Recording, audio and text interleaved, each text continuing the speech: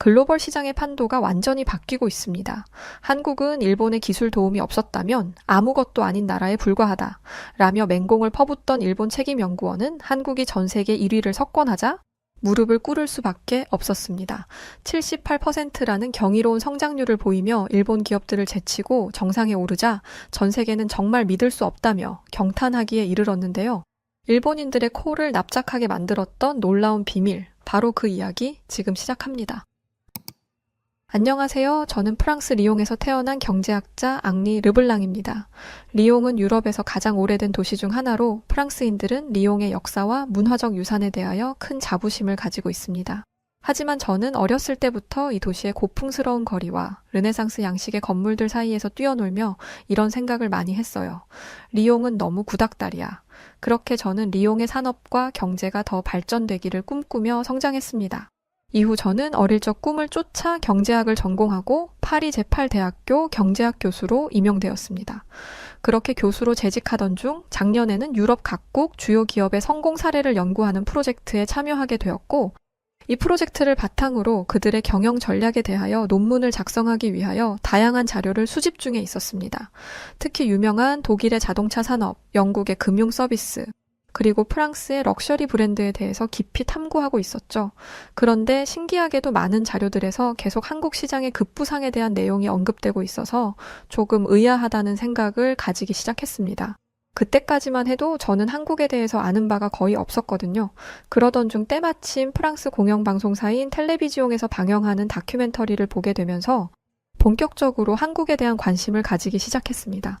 그 다큐멘터리에서는 한국의 대기업인 삼성과 현대가 글로벌 시장에서 엄청난 성과를 거두는 모습을 보여주고 있었는데요. 솔직히 저는 굉장히 의아했습니다. 어떻게 이 작은 나라가 이렇게 세계적으로 강력한 기업들을 탄생시킬 수 있었을까 하는 의문이 머릿속을 떠나지 않더군요. 그 방송에서는 삼성과 현대가 성공한 현재의 모습만 집중적으로 보여주고 있었기 때문에 저는 그 성공의 이유에 대해 전혀 이해하지 못하고 있었습니다. 그리고 솔직히 두려움도 느껴졌습니다. 이러다가는 한국이 프랑스나 유럽을 압도할지도 모른다는 생각까지 들었거든요. 사실 처음에는 이렇게 생각하고 말았죠. 한국의 성공은 단순히 운이나 기술 모방 때문이라고요. 하지만 곧 그게 엄청난 편견이라는 걸 알게 되었죠. 며칠 뒤 저희 대학의 타 대학의 한국학 전문 교수가 초빙되어 강연을 하였고, 이제 막 한국에 대한 관심이 싹트기 시작한 저는 주저없이 그 강연에 참석했습니다.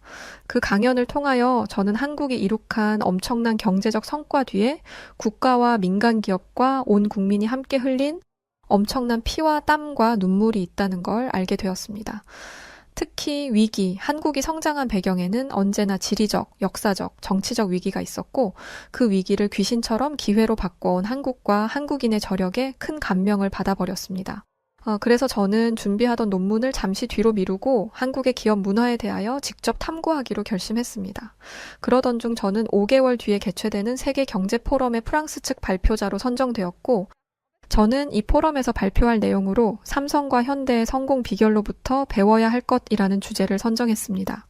이어서 대학의 지원을 받아 저를 도와줄 연구원 3명을 모집했는데요. 그 중에는 다카시라는 일본 출신 연구원도 있었습니다. 이렇게 이들과 함께 연구를 시작하게 된 저는 삼성과 현대의 뛰어난 점에 대한 자료를 상세히 수집해서 연구원들과 토론의 시간을 가졌습니다. 그렇게 토론을 하던 중 갑자기 방 안이 술렁거렸습니다. 그때까지 침묵을 지키고 있던 다카시가 던진 냉소적인 말 한마디 때문이었죠. 삼성과 현대? 결국 일본 기술을 베껴서 성공한 케이스일 뿐. 갑작스럽고 무례한 그의 주장에 저는 무척 당황스러웠지만 본능적으로 바로 반박했습니다. 제가 연구한 바로는 그들의 성공은 단순한 기술 모방이 아니라 독창적인 혁신과 끊임없는 도전에서 비롯된 것인데요. 그러자 다카시는 비웃으며 대꾸했습니다. 그렇게 말할 거면 직접 가서 확인해보지 그래요? 한국이 진짜로 일본을 뛰어넘었는지. 턱도 없지. 이후 저는 계속해서 다카시와 의견 충돌을 벌였습니다. 그의 주장은 한결같았죠. 한국 기업은 일본 기술 없이는 결코 성장할 수 없었다. 삼성과 현대의 성공 비결은 바로 일본의 기술이다. 딱히 그의 말에 반박할 만한 확실한 지식이 없었던 저는 한국 기업과 일본과의 관계를 설명하는 자료들을 찾아보았지만 안타깝게도 프랑스에는 명확한 자료가 거의 없었습니다. 또 내심으로는 정말 다카시의 말이 맞는 건 아닐까? 내가 한국에 대해서 잘못 알고 있는 건 아닐까 하는 생각도 들었습니다. 어쨌든 이런 분위기로 가다가는 세계 경제 포럼 준비가 엉망이 되리라 판단한 저와 연구원들은 확실한 정리를 위해서 한국과 일본을 방문하는 현장 연구를 진행하기로 결정했어요. 그렇게 저는 한국행 비행기에 몸을 싣고 진짜 답을 찾아 나서게 되었죠. 사실 다카시의 주장은 저에게 큰 부담이었습니다. 그의 주장과 태도를 통해서 깨달은 사실이 하나 있었거든요. 그것은 제가 한국에 대해 알고 있는 것이 아직 충분하지 않다는 사실. 그것만은 분명했거든요. 솔직히 호기심과 열정을 기반으로 이제 갓 연구를 시작했기 때문에 저 자신도 저를 확실히 믿지 못하고 있는 상황이었죠. 그 상황에서 다카시의 말은 그저 드러난 데이터와 통계만으로는 한국과 한국 기업의 진정한 힘을 이해할 수 없다는 생각이 들게 만들었죠. 한국으로 향하는 비행기 속에서도 제 머릿속은 복잡한 생각들로 가득했습니다. 삼성과 현대의 진짜 성공 비결은 무엇일까? 일본 연구원 다카시의 주장은 과연 사실일까? 그게 정말 사실이라면 지금까지 세계 경제 포럼을 위해서 들인 시간과 비용이 전부 허사가 되어버리는데 어쩌지? 한국에 도착한 지 이틀째 되는 날, 저와 연구원들은 삼성 본사를 방문하기 위하여 서울 강남으로 향했습니다. 도시의 화려한 빌딩 숲과 질서 정연한 거리, 그리고 바쁘게 움직이는 사람들의 모습은 마치 한 편의 세련된 영화처럼 느껴졌습니다. 하지만 마음 한편엔 다카시의 비웃음 섞인 말이 계속 맴돌고 있었습니다. 삼성과 현대가 독자적으로 성공했다고? 웃기지 마. 그건 일본 기술의 유산일 뿐이야. 삼성 본사에 도착해 로비에 들어선 순간 저는 압도당했습니다. 유럽 기업 그 어디에서도 볼 수 없는 초현대적인 디자인과 너무나 효율적으로 움직이는 직원들, 그리고 곳곳에 걸린 혁신적인 제품 이미지들은 이곳이 단순한 회사가 아닌 하나의 새로운 세상처럼 느껴졌습니다. 여기가 바로 다카시가 비웃었던 그곳인가? 미팅룸에서 삼성의 연구개발팀을 만나기 전 안내 직원이 저희를 기업 전시관으로 데려갔습니다. 전시관 안에는 그동안 삼성이 개발한 수많은 전자제품들과 갤럭시 시리즈의 최신 제품이 총망라되어 있었죠. 안내 직원은 부드럽지만 자부심 가득한 목소리로 말했습니다. 삼성은 기술에서 타협하지 않습니다. 그 순간 다카시의 비웃음은 무지와 아집과 열등감의 소산이라는 생각이 들었습니다. 다카시의 말처럼 삼성은 단순히 따라하는 기업이 아니라 세계가 따라오려 하는 기업이라는 확신이 들었죠. 하지만 아직 부족했어요. 여기서 멈출 수는 없었습니다. 저는 더 많은 것을 알아야 했으니까요. 다카시, 너의 주장은 틀렸다. 이제 그 증거를 찾아내 보이겠다. 그렇게 저는 한국의 심장을 향해 더 깊이 들어가고 있었습니다. 이어서 저희 팀은 삼성의 최첨단 연구소로 향했습니다. 그곳에 발을 들이자마자 저는 숨이 멎는 듯한 강한 인상을 받았어요. 복도양 옆으로 펼쳐진 유리창 너머에는 반도체 웨이퍼가 회전하며 제조 공정이 치밀하게 펼쳐지고 있었고, 직원들은 흰 가운을 입고 초집중 상태로 작업에 몰두하고 있었습니다. 저를 안내하던 엔지니어가 설명을 시작했죠. 삼성의 3나노미터 반도체는 세계 최초로 상용화된 기술입니다. 이 기술은 전력 소모를 40% 이상 줄이고 처리 속도는 30% 이상 높인 기술입니다. 대부분의 글로벌 IT 기업들이 우리 제품에 의존하고 있죠. 그의 말은 자부심 그 자체였습니다. 그럴 만도 하다고 생각했어요. 저는 문득 제 손에 들고 있던 스마트폰을 바라보며 깨달았죠. 제 손 안에 있는 이 작은 기계가 여기서 탄생한 기술로 움직이고 있다는 생생한 사실을 말입니다. 이어서 엔지니어는 저를 거대한 스크린 앞에 데려갔어요.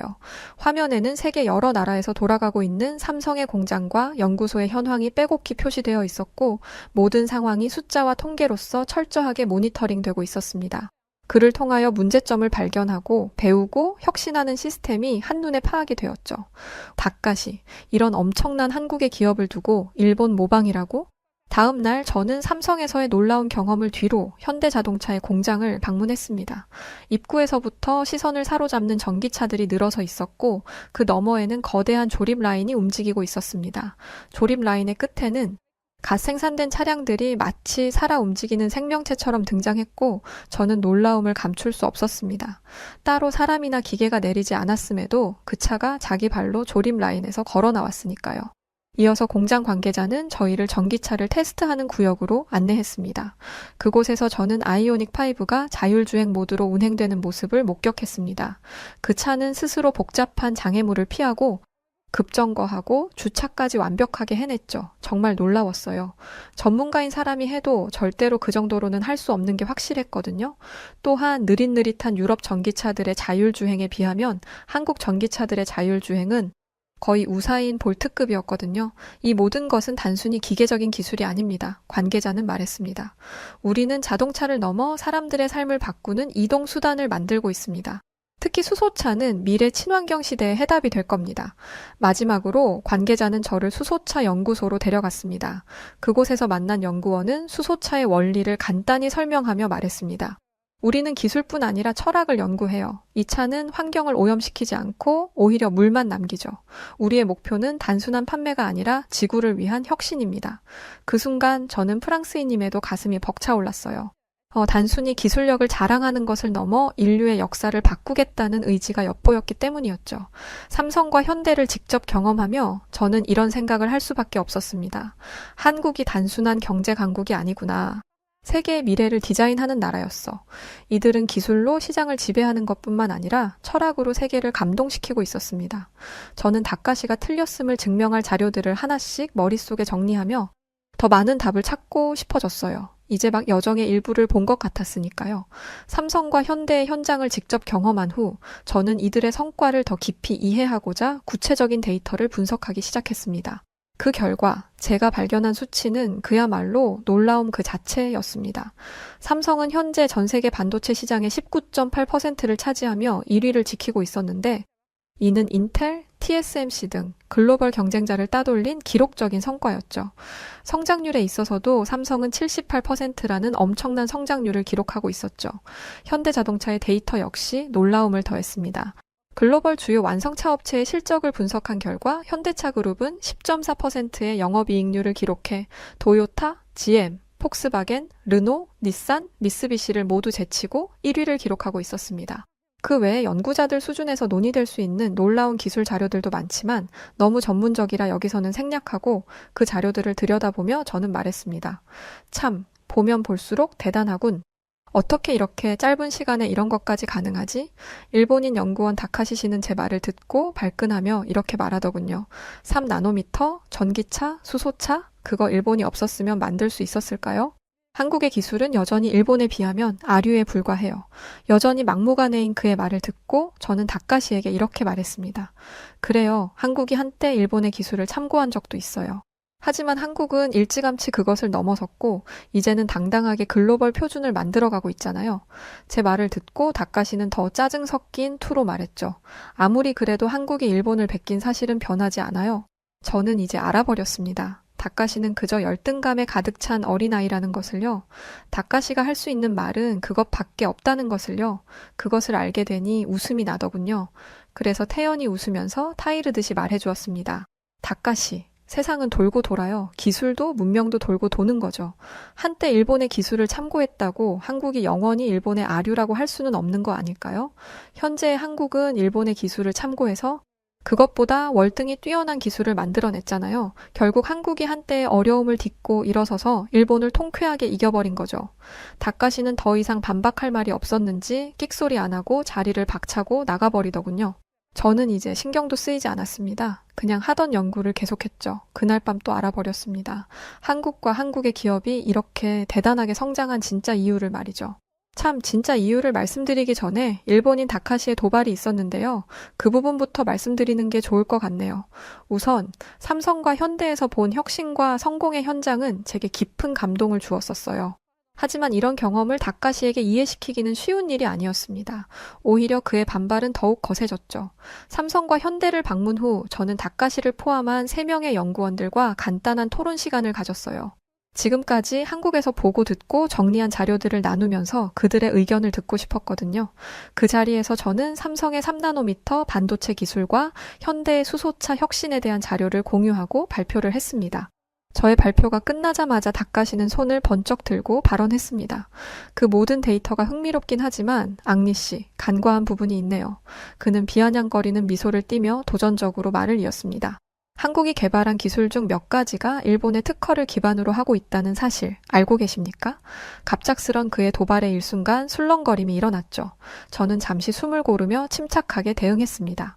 다카시, 한국 기업들이 초기 단계에서 일본 기술을 참고한 것은 사실일 수 있어요. 그러나 지금 그들은 독립적인 혁신을 이루며 세계 시장을 선도하고 있어요. 과거에만 머물러 있는 건 일본 쪽이 아닌가요? 다카시의 표정이 굳어졌습니다. 하지만 그는 곧 비열한 웃음을 띠며 다시 반격했죠.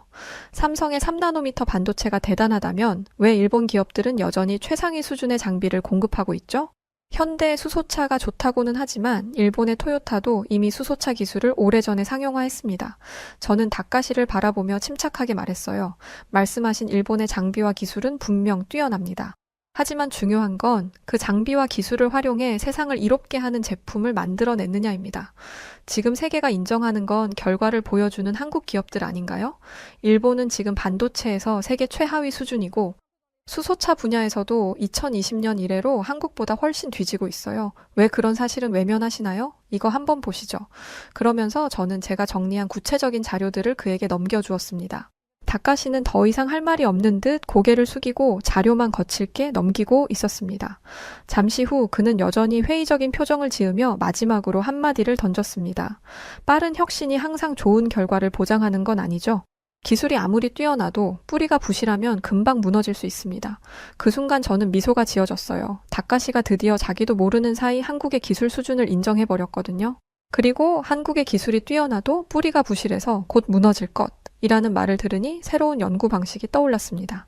이 도전은 명백히 그의 마지막 반격이었지만 이것은 오히려 저에게 확실한 기회가 되겠다는 느낌이 들었죠.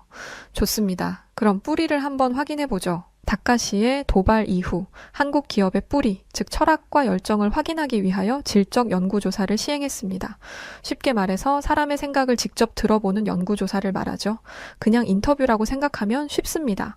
삼성 연구소를 다시 방문했을 때 저는 인재 중심 경영이라는 문구를 곳곳에서 발견할 수 있었습니다. 유럽 그 어디서도 볼 수 없었던 문구였죠. 회의실 벽에 붙은 슬로건, 사무실 내부의 분위기, 직원들의 표정에 이르기까지 모든 것이 이 문구를 실감하게 했습니다. 먼저 연구소 책임자인 김 팀장과의 인터뷰가 있었습니다. 김 팀장은 대학 졸업 후 평범한 신입 엔지니어로 입사해서 지금은 삼성의 혁신을 이끄는 엔지니어로 성장한 인물입니다. 그는 자신이 삼성에 처음 입사했을 때를 떠올리며 이렇게 말했습니다. 제가 처음 여기에 왔을 때 솔직히 두려웠습니다. 삼성은 제게 너무 크고 꿈 같은 곳이었죠. 하지만 회사는 제가 겁먹지 않도록 충분히 지원해 주었습니다. 실패를 두려워하지 않도록요. 그는 잠시 미소를 짓더니 몇 장의 종이를 꺼내 보여주었습니다. 그것은 과거 그가 참여했던 프로젝트들의 실패 사례를 정리한 문서였어요. 그 종이들에는 지난 10년간 실패 사례가 100개 이상 빼곡이 나열되어 있었죠. 그는 그중 하나를 가리키며 말했습니다. 이게 우리가 만든 첫 번째 모델이에요. 아쉽게도 상용화에는 실패했지만 그 과정에서 배운 바가 정말 컸죠. 그래서 다음 프로젝트에서 새로운 모델을 완성시켰습니다. 여기서는 실패도 자산으로 보거든요. 제가 지금 이 자리에 있는 이유는 바로 이런 경험 덕분이죠. 저는 그 순간 다카시가 말했던 한국은 뿌리가 약해서 곧 무너질 것이다 라는 말이 떠올랐습니다. 그리고 깨달았죠. 한국은 절대 무너지지 않겠구나. 이어서 방문한 현대자동차 공장에서 들은 한 기술자의 이야기는 제게 잊을 수 없는 감동을 안겨주었습니다. 그는 평범한 어촌 마을에서 태어나 어린 시절을 수없이 반복되는 가난과 싸우며 보냈다고 했습니다. 그의 이름은 박진우, 현재 현대자동차 수소차 연구소의 핵심 엔지니어였습니다. 어릴 땐 내 손으로 자동차를 만드는 게 꿈이라고 말하면 사람들이 웃었어요. 돈도 없는데 무슨 꿈이냐고요. 그는 스스로를 가난했던 소년이라 소개했습니다. 책을 살 돈이 없어서 도서관에서 하루 종일 시간을 보내며 자동차 구조와 엔지니어링에 대해 독학했다고 했습니다. 그런 그에게 현대자동차는 인생의 터닝포인트였습니다. 대학 졸업 후 그는 작은 자동차 부품 회사를 거쳐 현대에 입사했지만 입사 초기 그는 자신이 회사에 적합하지 않다고 느꼈다고 했죠. 처음 현대에 들어왔을 때 주변 동료들의 뛰어난 능력과 자신감 넘치는 모습이 오히려 저를 작아지게 만들었어요. 나는 왜 여기 있는 걸까라는 생각도 많이 했죠. 하지만 회사는 그에게 단순한 직장이 아니었습니다. 현대의 문화는 그를 포용하며 성장의 기회를 제공했어요. 그는 회사에서 제공한 각종 글로벌 연수 프로그램과 멘토링을 통해서 세계적인 엔지니어로 거듭날 수 있었습니다. 저는 현대에서 실패했을 때조차 배려받는다는 느낌을 받았습니다. 제 아이디어가 부족하다고 여겨질 때도 회사는 다음에는 더 나아질 거야 라며 제게 기회를 줬어요. 그는 자신이 수소차 개발팀에서 맡았던 가장 어려운 프로젝트를 설명하며 당시를 떠올렸죠. 우리가 수소차를 개발할 때 첫 번째 시제품은 기대에 한참 못 미쳤어요. 상용화는커녕 테스트 단계조차 넘기지 못했죠. 그때 저는 모든 걸 포기하고 싶었습니다. 그런데 부장님은 이렇게 말씀하셨어요. 진우, 이건 실패가 아니라 더 나은 방향으로 가는 과정이야. 위에서도 우리를 믿고 기다리고 있으니까 조금만 더 노력해보자라고요. 그 말이 저를 버티게 했습니다. 그의 눈빛은 단단했지만 깊은 감정을 담고 있었습니다. 지금의 현대자동차 수소차는 그렇게 뼈저린 실패를 딛고 탄생한 기술의 결정체였습니다. 현대의 수소차는 단순히 차가 아니라 사람의 꿈과 회사의 신뢰가 결합된 결과물이었던 것입니다. 이외에도 우리는 많은 사람들을 인터뷰했습니다. 그 결과를 정리하니 딱 2가지 원칙이 보였죠. 첫 번째는 사람을 중심에 둔다는 것이었고, 두 번째는 실패를 두려워하지 않고 도전할 수 있는 분위기를 만들어준다는 것이었습니다. 결국 이 2가지는 하나의 뿌리로 설명할 수 있겠군요. 그것은 바로 사람이라는 것이죠. 결국 삼성과 현대의 눈부신 성공에는 단순히 이론적인 기술의 발전뿐만 아니라 그 기술의 든든한 뿌리가 되는 사람이 있었던 것이죠. 인터뷰를 다 마치고 나서 다카시에게 물었습니다. 어때요? 소감이? 사람을 중심에 둔다는 건 참 흥미로운 철학이군요. 일본의 기업 문화와는 확실히. 그는 스스로 마음이 혼란스러운 듯 말을 끝맺지 못했습니다. 저는 회심의 미소를 지었습니다. 그리고 속으로 생각했습니다. 다카시, 이건 단순한 기술의 문제가 아니야. 한국 기업이 진정 세계를 이끌어가는 이유는 그들이 사람과 사람의 꿈을 믿기 때문이야. 지금 당신도 느끼고 있잖아. 이렇게 한국에서의 현장 연구를 마친 저희는 곧바로 일본으로 날아갔습니다. 일본에서의 현장 연구까지 완료해야 더 정확한 연구 결과가 나오니까요. 솔직히 저는 조금 불안하기도 했습니다. 한국을 방문하는 동안 다카시의 기세가 많이 꺾이긴 한 건 사실이지만 일본에 아직 내가 잘 모르는 뭔가 강력한 게 있지 않을까 하는 막연한 두려움도 들었기 때문이죠.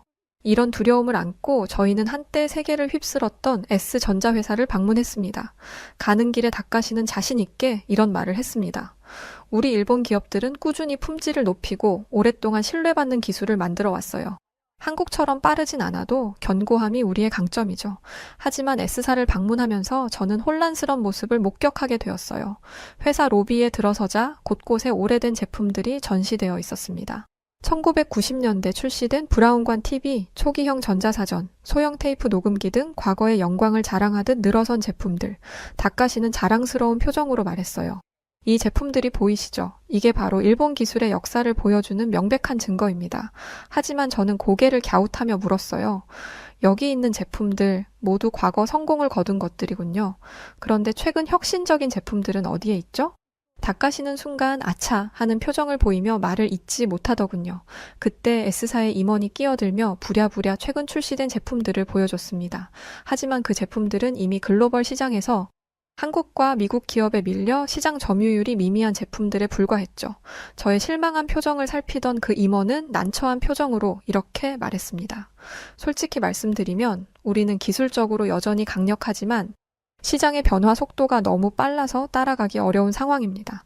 저는 S사의 개발팀을 방문해 수석 엔지니어를 만나서 새로운 프로젝트에 대해서 물어보았습니다. 지금까지는 그렇다 손 치더라도 앞으로는 어떨지 궁금했거든요. 수석 엔지니어는 한숨을 내쉬며 말하더군요. 저희는 여전히 고품질 제품을 만드는데 초점을 맞추고 있습니다. 하지만 새로운 기술 개발을 위한 투자와 과감한 도전이 부족한 것도 사실이에요. 위에서 실패할 위험이 있는 도전은 꺼리는 분위기가 있습니다. 아까 그 임원이 말을 보태었죠. 사실 몇 년 전 새로운 전자기기를 개발하려는 계획이 있었는데 회사의 관료주의적인 결정 때문에 프로젝트가 중간에 갑자기 중단된 적이 있었습니다. 당시에는 큰 손실을 피하기 위해서라고 했지만 그 후로 한국의 경쟁사들이 유사한 제품으로 시장을 장악해버렸죠. 우리 팀에서도 한국과 미국 기업들이 빠르게 성장하는 모습을 보며 위기감을 느끼고 있습니다. 하지만 회사는 여전히 안정적인 기존 제품에만 의존하려 하고 혁신적인 프로젝트에는 투자를 망설이고 있어서 S사 방문을 마치고 호텔로 돌아오는 길, 다카시는 말이 없었습니다. 저는 그런 다카시를 바라보며 조용히 물었죠. 다카시, 일본의 기술이 과거에는 세계를 선도했을지 모르지만 지금은 변화와 도전에 뒤처지고 있는 것 같아요. 품질이 아무리 뛰어나도 시장은 더 빠르고 더 혁신적인 기술을 요구하니까요. 다카시는 무언가 반박하려고 입을 움찔했지만 결국 인상을 찌푸리며 아무 말도 하지 않았습니다. 이어서 저희는 일본의 대표적인 전자기기 제조사 피사를 방문했습니다.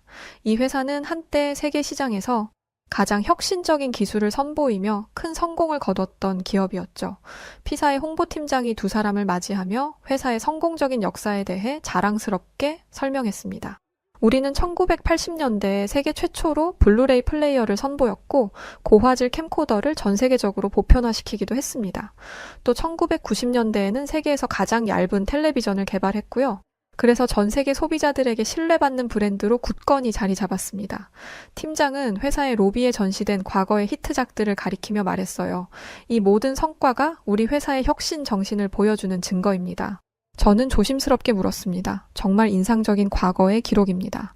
그런데 최근 몇 년간 피사가 시장에서 두각을 나타낸 신제품은 어떤 게 있을까요? 홍보팀장은 잠시 머뭇거리더니 말했습니다. 최근에는 기존 제품을 업그레이드하거나 사후 서비스 품질을 개선하는 데 열심히 집중하고 있습니다. 저희는 고객들이 신뢰할 수 있는 안정적인 제품을 만드는 데 주력하고 있죠. 회사를 둘러보는 동안 저는 사무실에서 느껴지는 묘한 분위기를 놓치지 않았습니다.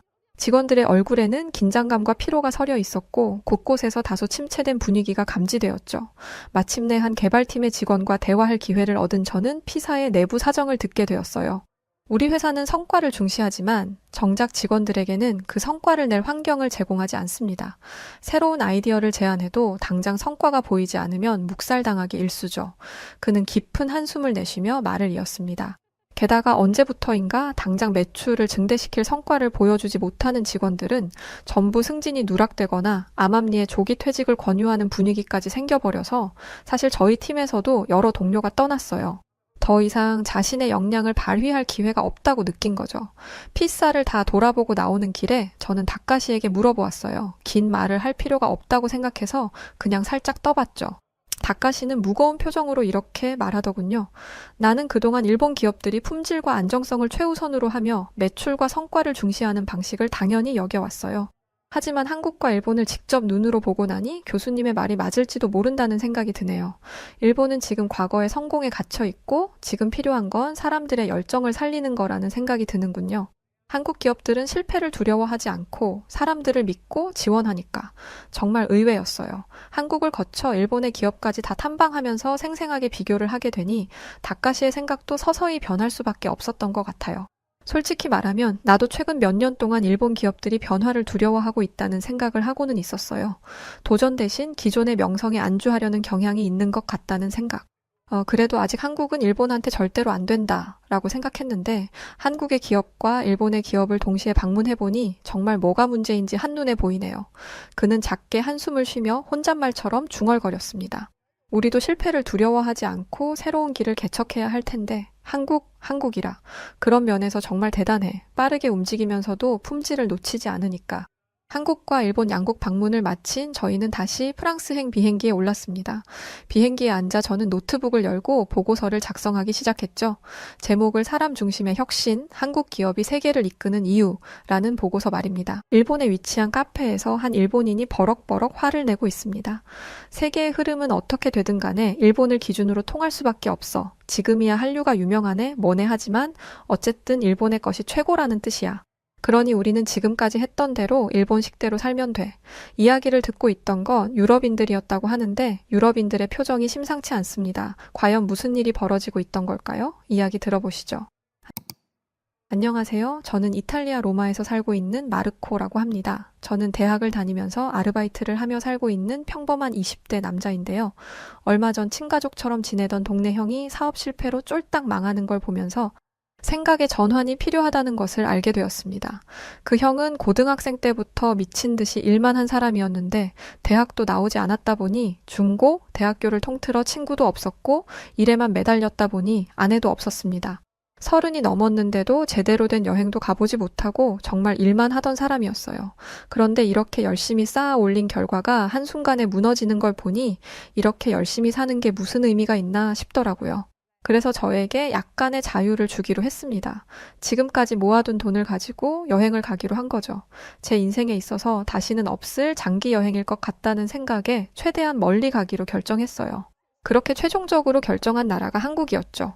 요즘 이탈리아에서는 한국과 연관되어 있는 모든 것들이 엄청난 인기를 끌고 있거든요. 특히 한국 드라마 보기는 저희 어머니의 유일한 취미 생활입니다. 갱년기로 인해 우울증 증상을 보이시던 분이 한국 드라마를 보고 난 뒤로부터 활기를 되찾으시더라고요. 갱년기에 이른 어머니는 우리 가족의 큰 근심거리였는데 이렇게 한국 드라마의 도움을 받게 되다니 재미를 떠나서 감사한 마음을 가지게 되었습니다. 가족들은 제 한국 여행을 지지해 주었고 자기들을 데려가면 안 되냐고까지 이야기했지만 모두가 제 한국 여행을 부러워하는 건 아니었어요. 친구 녀석들은 한국? 거기 바다는 있냐? 한국에 예쁜 여자가 많다는 얘기는 한 번도 못 들었는데 바다도 없고 여자도 없는 나라에서 무슨 재미가 있겠어? 그런데 말고 미국 캘리포니아나 브라질 이런 데를 가라고 말하며 제가 이해되지 않는다는 생각을 숨기지 않았죠. 하지만 저는 한국 여행이 제 인생에서 잊지 못할 경험이 될 거라는 확신이 들었습니다. 그래서 용기 있게 한국으로 향했죠. 비행기를 타고 날아간 한국은 제 상상보다 훨씬 크고 도시화되어 있었으며 활기찼습니다. 특히 서울은 세계에서 손꼽힐 정도로 바쁜 도시라고 하길래 굉장히 삭막할 거라고 생각했어요. 그런데 아니더라고요. 회사 점심시간인지 사람들이 삼삼오오 나와서 커피도 마시고 수다도 떨고 있는데 제가 상상했던 도시의 모습과는 많이 달랐습니다. 한 가지 더 눈에 띄었던 건 세련된 도시들의 외관이었어요. 잘 정돈된 거리도 마찬가지였죠. 이탈리아에 와본 경험이 있다면 아시겠지만 이탈리아는 과거 중세시대에 지어진 건물들이 아주 많습니다. 보존에 의의를 두는 거죠. 저는 그런 이탈리아의 모습을 아주 자랑스럽게 여깁니다만 살다 보면 불편한 게 한두 개가 아닙니다. 일단 건물 자체가 너무 노후화되어서 건물이 멀쩡한 데가 없어요. 매번 보수공사를 해야 하고 건물이 너무 약해서 보수공사조차 못하는 집들이 많습니다. 에어컨을 설치하는 것도 불가능한 곳이 대다수예요. 에어컨 실외기를 달면 건물의 외관을 해치니 금지하고 있는 거죠. 요즘 유럽의 여름 기온은 점점 높아지고 있는데 에어컨 때문에라도 다른 곳으로 이사를 가야 하나 생각하고 있습니다. 하지만 한국 건물은 정반대였습니다. 특히 건물에 실외기가 안 보이더라고요. 어마어마하게 큰 빌딩에 실외기가 더덕더덕 붙어 있으면 지저분할 텐데 실외기가 없으니 깔끔한 외면을 유지하고 있었습니다. 저렇게 하면 이탈리아 건물에도 에어컨을 설치할 수 있지 않을까라고 생각했던 것도 잠시 그렇게 하려면 건물을 다 뜯어 고쳐야 한다는 말에 체념했습니다. 이탈리아에 가면 이사를 가야겠다라고 다짐하는 것 밖에는 할 수 있는 게 없었죠. 진짜 부럽더라고요. 그렇게 서울의 이곳저곳을 돌아다니면서 맛있는 것도 먹고 카페도 가고 다양한 즐길 거리를 경험했습니다. 한국에 뭐 할 게 있냐는 친구들에게 제 여행 사진을 보내주니 반응이 아주 대단하더라고요. 거기 진짜 한국 맞냐부터 시작해서 이렇게 좋은 데인 줄 알았으면 같이 갈 걸 그랬다까지 이제 와서 후회하는 모습을 보는데 괜히 통쾌하더라고요. 그렇게 신나게 돌아다니고 있는데 문제가 생겼습니다. 기념품점에서 계산을 하려는데 카드가 없는 거예요. 지갑은 그대로 있는데 카드만 사라진 게 분명히 어디서 계산을 하고 흘린 게 분명했습니다. 그런데 문제는 제가 바보같이 카드를 하나만 챙겨왔다는 사실이었습니다. 해외여행을 하는데 카드를 하나만 가지고 오다니 과거의 저를 책망하며 일단 현금으로 계산하려고 했습니다. 그런데 가게 주인분이 굉장히 곤란한 표정을 지으시더라고요. 현금을 되게 오랜만에 받아서요. 거스름 돈이 없는데 잠시만 기다려 주시겠어요? 깜짝 놀랐습니다. 한국이 카드 위주로 사용하는 나라인 건 알고 있었지만 거스름 돈이 없을 정도일 줄은 몰랐어요. 그래서 사장님이 결제를 거절하실 줄 알았습니다. 그런데 사장님은 후다닥 밖으로 뛰어가시더니 어디선가 돈을 바꿔서 들어오셨어요. 땀을 뻘뻘 흘리면서 들어오시는 사장님의 얼굴을 보니 정말 죄송스럽더라고요. 제가 거듭 죄송하다고 말하자 사장님은 손사래를 치시며 말씀하셨습니다. 아니에요. 제가 현금을 좀 더 써야 했는데 거기까지 신경 쓰지 못한 제 잘못이죠. 그런데 아마 다른 가게들도 비슷한 상황일 거예요. 웬만하면 카드를 쓰시는 게 여행하기 좀 편하실 텐데 만화 영화 같은 거 보면 주인공이 위기에 처했을 때 쿵 하는 효과음과 함께 주인공이 얼어붙잖아요. 제가 딱 그랬습니다. 제가 한국에서 카드를 재발급받을 수 있는 것도 아니고 대체 어떻게 카드를 재발급받아서 쓸 수 있겠어요. 무엇보다 여행 기간이 무려 일주일이나 남아 있었습니다. 제가 곤란한 표정을 짓자 사장님은 혹시 카드를 잃어버렸냐? 라고 물으셨습니다. 그렇다고 하자 신기한 걸 소개해 주시더라고요. 외국인 전용 카드 서비스라는 것이었는데 외국인만을 대상으로 카드를 발급해주는 서비스였습니다. 키오스크를 이용해서 간편하게 카드를 발급받을 수 있었는데 정말 간편하더라고요. 기계가 여권도 인식해주고 카드도 그 자리에서 발급해줄 뿐만 아니라 거기서 카드를 충전하는 것까지 한 번에 가능했습니다. 제가 가지고 있는 유로를 한국 돈으로 환전해서 카드에 넣을 필요 없이 유로를 넣으면 자동적으로 환율이 계산돼서 한국 돈으로 카드를 쓸 수 있는 것이었죠. 이렇게 간단한 방법으로 카드를 만들 수 있다니 놀라웠습니다. 그런데 한 가지 신경 쓰이는 게 있었어요. 선택지가 없어서 일단 카드를 발급받기는 했지만 제 정보가 도용되거나 카드를 해킹당할까 걱정되기 시작한 거죠. 이탈리아뿐만 아니라 어느 나라를 가더라도 ATM기는 쉽게 믿을 수 있는 존재가 아닙니다. 전 세계 사람들이 쓰는 지도 어플을 보면 ATM기 위치를 찾을 수 있는데 ATM기에도 별점과 평점이 있어요. 식당도 아니고 돈 넣고 빼는 기계에 점수를 매길 만한 게 뭐가 있겠냐 싶으시겠죠. 평점이 낮은 ATM기의 후기를 보면 카드가 복제되었다는 내용밖에 없습니다. 실제로 이탈리아에서 저도 카드를 복제당한 적이 있어요. 그리고 제 카드가 터키에서 사용됐다는 문자 메시지를 그날 밤에 받았죠. 한 번도 가본 적 없는 터키에서 말입니다. 그리고 돈을 빼는 순간 돈을 훔쳐 달아나는 경우도 있기 때문에 ATM기에 가면 커다란 안전요원이 지키고 서 있습니다. 그러면 조금 덜 위험하니까요. 그래서 혹시나 한국에서도 이런 일이 생기지는 않을까 무척 걱정이 되었습니다. 그런데 외국인들의 후기를 보니 위험하다는 얘기는 전혀 없었습니다. 저같이 유럽에서 온 사람들은 특히 감격했죠.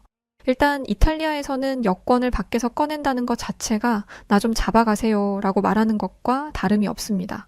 여권을 꺼내는 순간 털릴 거예요. 그렇게 여권 번호를 털리면 어마어마한 불이익을 받게 되죠. 하지만 한국에서는 그런 게 없었습니다. 그 누구도 카드가 복제되었다는 둥, 여권에 문제가 생겼다는 등의 이야기를 하지 않았어요. 오히려 한국이 카드 사회인 줄 모르고 여행을 왔다가 매우 곤란했었다. 하지만 이렇게 간편하게 카드를 발급받을 수 있게 되어서 편하게 여행을 즐겼다. 이건 정말 말도 안 되는 혁신이다 라는 말만 가득했죠. 이렇게 빨리 카드가 나오는 것도 놀랄 일이기는 했습니다. 이탈리아에서는 카드 하나를 발급받으려면 한 달 이상이 걸려요. 은행에 가야 하고 은행에서 카드가 나올 때까지 수일이 걸리거든요. 저는 카드가 없어서 가보지 못했던 무인가게로 향했습니다. 저희 같은 외국인들 사이에서는 한국의 무인가게가 관광지처럼 여겨지거든요. 얼마나 신기해요. 물건들을 어디에 묶어두는 것도 아니고 주인이 없는데 가게 문을 활짝 열어두는 게 말이 안 되잖아요. 저는 솔직히 과장된 부분이 조금은 있을 거라고 생각했습니다. 뉴스에서 봤던 것보다 규모가 좀 작을 거라고 생각했죠. 가게가 털렸을 때 손실을 최대한 적게 하려면 가게 규모가 작은 게 맞잖아요. 그런데 아니었습니다. 제가 이탈리아에서 살고 있는 집 앞에 있는 슈퍼보다 2배는 커 보이는 가게가 무인 가게로 운영되고 있었어요. 그리고 사람들은 차례대로 물건을 집어 셀프로 계산을 하고 있었죠. 저는 계산하는 사람들 옆에 서서 누가 계산을 하는데 장난을 치지는 않는지 지켜보고 있었습니다. 그런데 정말 모든 사람들이 양심적으로 계산하더라고요. 이탈리아였으면 이런 가게가 운영되는 것 자체가 불가능하겠지만 혹시라도 운영이 된다면 10개 중 5개는 계산하지 않고 가져갔을 겁니다.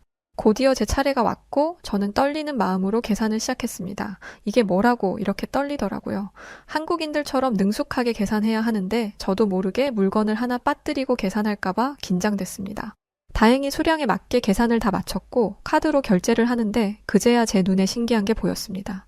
계산대 옆에 있는 바구니에 카드가 수북이 쌓여 있는 것이었어요. 그리고 그 바구니에는 영어와 한국어로 카드 주인 찾아가세요 라는 문구가 적혀 있었습니다. 저는 입을 떡 벌리고 다물지 못했어요. 주인을 잃어버린 카드를 모아두다니 이런 장면은 처음이었습니다. 그리고 이 무인 가게에는 직원이 없잖아요. 보통 카드를 주워서 보관하는 건 직원의 몫인데 가게가 없는 곳에서 이런 게 가능하다니 이건 가게를 이용하는 사람들이 자발적으로 동참한 결과였습니다. 이게 얼마나 어려운 일인지는 한국인 빼고 다 알 거라 생각합니다. 저는 편의점마저도 무인으로 종종 이용했고 어디를 가도 안전하다는 느낌을 받았습니다. 남의 물건에 손을 대지 않는다는 생각이 기본적인 가치관으로 자리매김한 사회는 그 어느 곳보다 안전하더라고요. 다른 사람에게 피해를 끼치지 않으려고 노력하고 개인의 양심을 중요시한다는 의미이니까요. 이 사실을 뼈저리게 느꼈던 사건도 있었습니다. 제가 머물고 있는 호텔 로비에서 연락이 왔어요. 제가 쓰는 카드사 이름을 말하더니 혹시 카드를 분실하지 않았냐고 묻더라고요. 이렇게 말하자 로비 직원은 누가 카드를 습득해서 가져다 주었는데 내려와서 본인 카드가 맞는지 확인 부탁한다고 했습니다. 저는 얼떨떨한 상태로 내려갔어요. 정말 제 카드가 로비에 있더라고요. 어떻게 찾게 된 거냐고 묻자 어떤 한국인들이 카드를 주워서 가져다 주었다고 했습니다. 저는 이 호텔에서 투숙하는 분들인 줄 알고 감사 인사를 하려고 했어요. 그런데 호텔에 투숙하는 분들이 아니었습니다. 당연히 같은 투숙객인 줄 알았어요. 이 호텔에서 머무는 사람이 아니라면 저를 어떻게 알고 이 호텔로 카드를 가져다 줬겠어요. 호텔에서 제 카드를 주어서 로비에 맡긴 걸로 생각하는 게 일반적인 판단일 거라고 생각합니다. 그런데 전혀 아니었어요. 제가 카드를 잃어버린 건 호텔 앞 먹거리 골목이었고 먹거리 골목 안에 벤치에 올려져 있었다고 해요. 한국인들이 쓰는 카드가 아니다 보니 외국인 카드인 것 같고 주변 호텔에 외국인들이 많으니 호텔을 돌아다니며 카드 주인을 찾아주려고 노력한 것이었죠. 제가 정자체로 제 이름을 카드 뒤에 써두었는데 그걸 가지고 다니며 혹시 호텔 투숙객 중에 마르코라는 사람이 있는지 묻고 다녔다고 합니다. 카드사를 검색해서 이탈리아 카드라는 것도 알아냈다 하더라고요. 그렇게 수십 군데를 돌아다니며 이탈리아 출신 마르코를 찾았고 그 결과 제가 머물던 호텔까지 다다른 것이었습니다. 믿기 어려운 호의였어요. 대체 뭘 위해서 이렇게까지 한단 말이죠? 게다가 뭔가를 바라고 한 것도 아니었습니다. 혹시 모르니 연락처를 남겨달라는 직원의 말에도 극구 사양하고 조용히 호텔을 나가셨다고 하더라고요. 소매치기 조심, 도둑 조심, 강도 조심이라는 얘기만 듣고 살았던 제게도 이런 일이 벌어지다니 사람이 사람을 믿을 수 있다는 게 얼마나 기쁘고 감사한 일인지 그때 처음으로 느꼈고 이는 제 인생에서 아주 중요한 가르침이 되었습니다. 그런데 카드를 찾아도 원래 제 카드는 잘 안 쓰게 되더라고요. 한국에서 발급받은 카드가 좀 더 손이 많이 갔거든요. 그래도 이탈리아에서 가져온 카드를 쓸 수 있는 게 얼마나 다행이에요. 한번 발급받으려면 한 달이 넘게 걸리는데 되찾은 것만으로도 시간적, 물질적인 자원을 아낄 수 있게 된 거죠. 이렇게 사연을 쓰는 지금도 카드를 찾아주신 한국인 분들에게 진심으로 감사한 마음을 가지고 있습니다. 이렇게 한국에서 좋은 기억을 갖게 된 저는 한국뿐만 아니라 다른 아시아권 국가에 대한 호기심도 가지게 되었습니다. 한국만큼 좋은 나라가 또 있을 수도 있다는 생각이 들었거든요.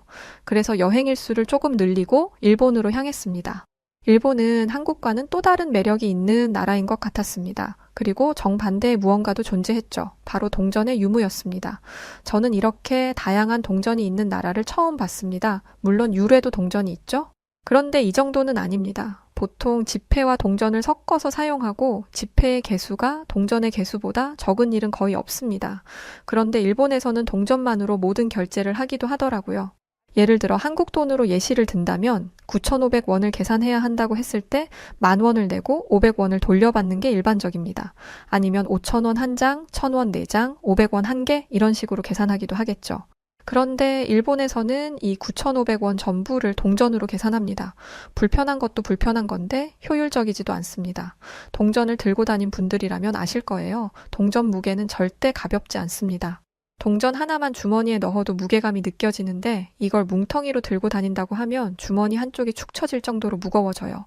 일본인들은 이런 불편함을 감수하면서 살더라고요. 카드를 사용하면 되지 않겠냐는 말도 한국에서나 가능한 얘기입니다.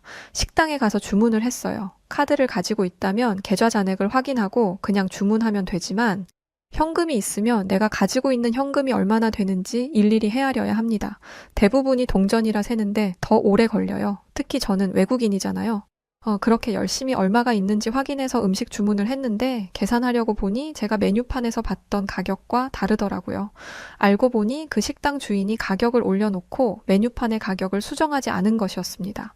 솔직히 이런 상황은 가게 주인의 실수 아닌가요? 그러면 책임은 가게 주인이 져야 하는 건데 이 가게 주인은 어쩔 수 없다며 돈을 더 내라고 말했습니다. 카드를 썼다면 좀 불합리하지만 대충 결제하고 말았을 거예요. 그런데 현금이잖아요. 당장 낼 수 있는 현금이 없다고 말했더니 그 가게 주인은 그럼 가방을 맡겨놓고 나가서 돈을 뽑아오라고 하더라고요. 한국에서 카드를 찾은 덕에 다행히 카드를 가지고 있어서 그걸로 결제한다고 했더니 절대 안 된다고 하는데 답답해서 죽을 것 같았습니다. 실수한 건 가게 사장인데 왜 피해는 제가 봐야 하는 건지 이해가 안 됐어요. 결국 저는 그 땡볕 더위에 ATM기를 찾아 돈을 뽑아왔습니다. 한국에서 만난 사장님이 떠올랐어요. 제가 낸 현금에 돌려줄 거스름돈이 없자 본인이 직접 거스름돈을 만들어서 오신 분 말이죠. 그분은 카드가 없는 저를 닥달하거나 나무라지 않았습니다. 하지만 일본인 사장은 왜 현금이 없냐? 일본에서 현금은 기본이다. 라는 식으로 저를 무시하는 듯한 말을 했습니다. 한국에서 만났던 가게 사장님과 일본 가게 사장의 얼굴이 교차되면서 한국 사장님의 따뜻한 미소가 떠올랐습니다. 당황한 외국인을 배려하던 그 친절함이 아니었더라면 저는 여행을 접고 돌아갔을 수도 있었을 거예요.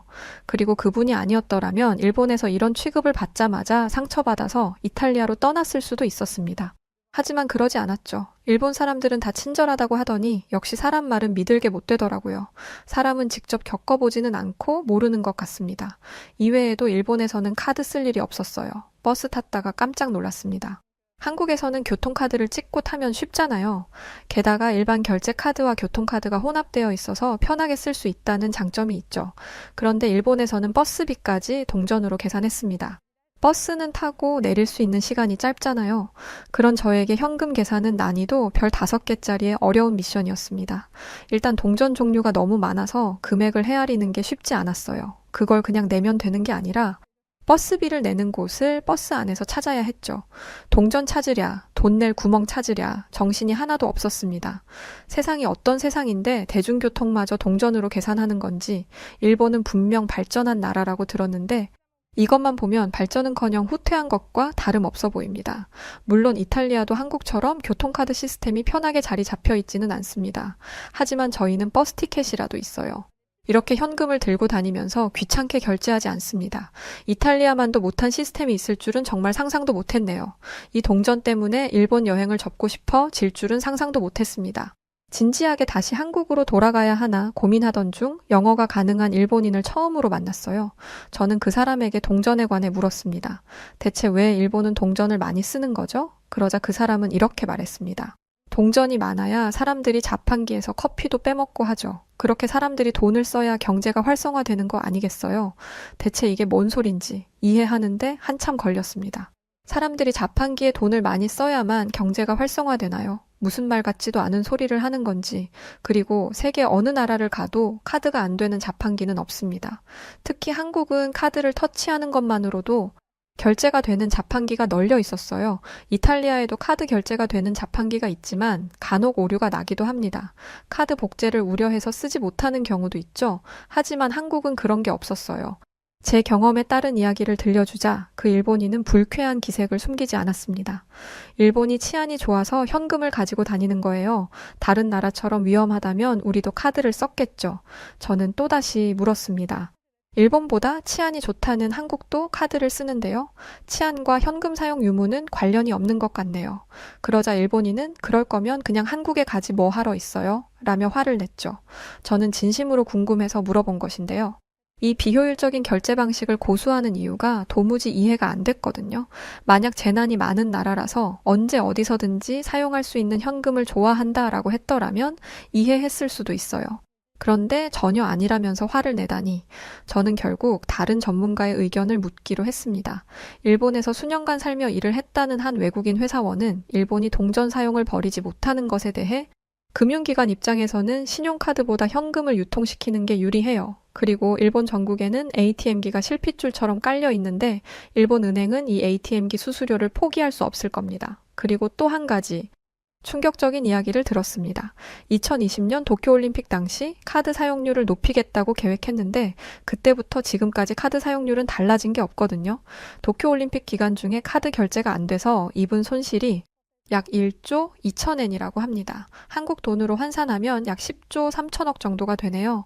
또 외국인들 입장에서 카드 사용이 안 되는 나라는 후진적인 이미지를 가질 수밖에 없습니다. 저 또한 그랬으니까요. 이걸 알면서도 카드 사용을 하지 않는다는 건 일본인들의 근거 없는 자신감이었습니다. 며칠 여행 다녀온 제가 이걸 어떻게 알았냐고요? 제가 직접 본 걸로 말씀드린 것입니다. 식당에서 대화를 하던 중 본토 일본인이 저희 이야기에 끼어들었어요. 어이, 외국인 양반. 그런 식으로 굴 거면 그냥 당신네 나라로 돌아가. 로마에 왔으면 로마법을 따라야지. 뭐 하는 거야? 자기 나라에 대한 부정적인 이야기를 들으면 화가 날 수도 있을 것 같아서 그냥 죄송하다고 말하고 끝내려는데 그 사람은 멈출 줄을 몰랐습니다. 세계의 흐름은 어떻게 되든 간에 일본을 기준으로 통할 수밖에 없어. 지금이야 한류가 유명하네. 뭐네 하지만 어쨌든 일본의 것이 최고라는 뜻이야. 그러니 우리는 지금까지 했던 대로 일본식대로 살면 돼.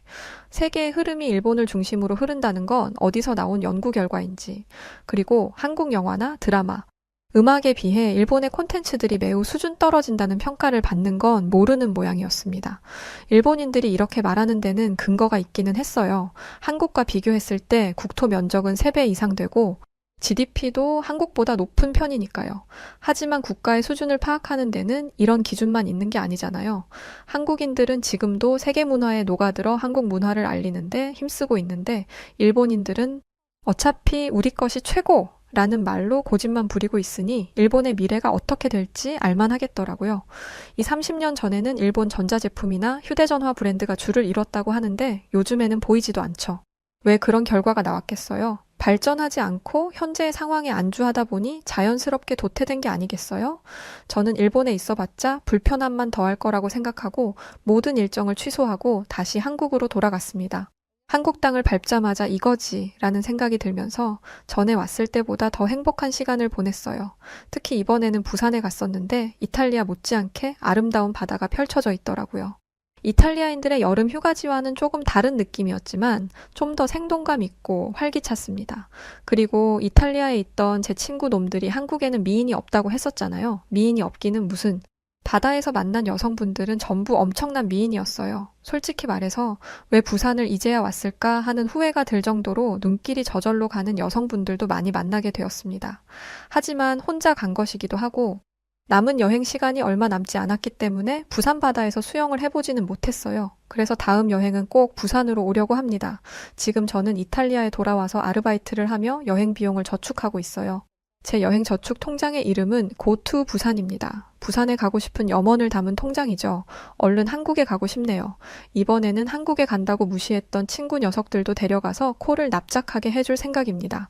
네, 오늘 사연 여기까지입니다. 이거 확실히 공감돼요. 저도 일본에 여행 갔는데 다니면 다닐수록 동전이 지갑에 엄청 쌓이더라고요. 같은 경험을 하셨었네요. 자, 여하튼 오늘 사연 어떠셨나요? 사연이 좋으셨다면 구독, 좋아요 부탁드리고 그럼 지금까지 사연을 전해드린 여우튜브 송은지였습니다. 영상 끝까지 봐주셔서 고맙습니다. 그리고 항상 감사드리고 사랑합니다. 당신만의 여